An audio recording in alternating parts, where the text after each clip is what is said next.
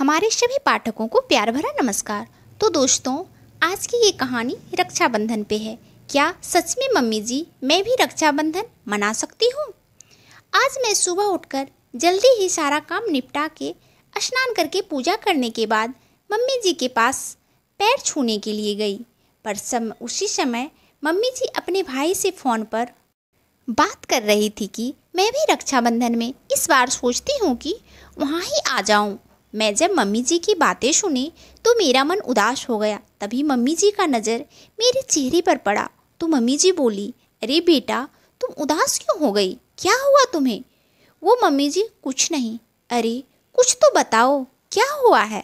वो मम्मी जी, मेरा कोई भाई नहीं है ना, इसलिए मुझे रक्षाबंधन में राखी किसको बांधूंगी, इसलिए मैं उदास हो गई। अरे बहू, तुमने तो बोला था कि मेरा एक भाई है तो उससे बंधवा लेना।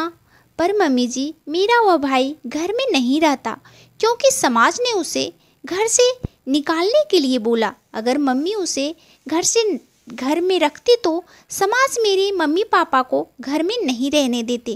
पर क्यों बहू? क्योंकि मम्मी जी, मेरा भाई सामान्य मनुष्य के जैसा नहीं है, वह एक हिजड़ा है। तो क्या हुआ बहू, तुम्हारा भाई तो है, क्या तुम्हारे पास उसका कोई नंबर है? दो तो मैं आज तुम्हारे भाई से बात करती हूँ। क्या सच में मम्मी जी? अरे हाँ बेटा, क्यों नहीं, लीजिए मम्मी जी मेरा भाई का नंबर। अरे बेटा, अपने भाई का नाम तो बताओ। मम्मी जी, मेरा भाई का नाम सोहन है। फिर निर्मला जी ने सोहन को कॉल किया। अरे सोहन बेटा, मैं तुम्हारी बहन की सास बोल रही हूँ। इस रक्षाबंधन पर अपनी बहन से राखी बंधवाने जरूर आना। मम्मी जी, क्या आप मेरी छोटी की सासू माँ बोल रही हैं? हाँ बेटा, तुम जरूर रक्षाबंधन पर आना। हाँ मम्मी जी, मैं जरूर आ जाऊँगा। सच में मेरी बहन कितनी भाग्यशाली है जो उसे आपकी जैसी सास मिली, नहीं तो आज के ज़माने में मेरे जैसे इंसान को कोई इंसान समझता ही कहाँ है। मैं वहाँ पर खड़ी खड़ी सासू माँ के और अपने भाई की सारी बातें सुन रही थी। फिर मैं अपनी सासू माँ के गले लग गई और बोली, क्या सच में मम्मी जी मैं भी रक्षाबंधन मना सकती हूँ? क्योंकि मैं तो सोच रखी थी कि मैं अब रक्षाबंधन कभी नहीं मना पाऊँगी, क्योंकि मेरी मम्मी तो भैया को कभी अपने पास बुलाती ही नहीं थी।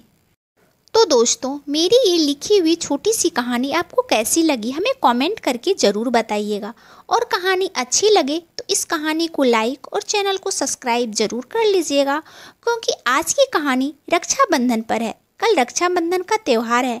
पता नहीं यह कहानी को यूट्यूब वाले भैया वायरल करेंगे या नहीं करेंगे, पर जो भी इस कहानी को पढ़िएगा वो इसे शेयर जरूर करिएगा। तो जहाँ तक हो सकेगा मेरी यह कहानी जरूर पहुँचेगी। तो दोस्तों, आप सब अपने जीवन में खुश रहें, मस्त रहें, यही भगवान से प्रार्थना है। आप सबका दिन शुभ हो, मंगलमय हो। हैप्पी रक्षाबंधन दोस्तों।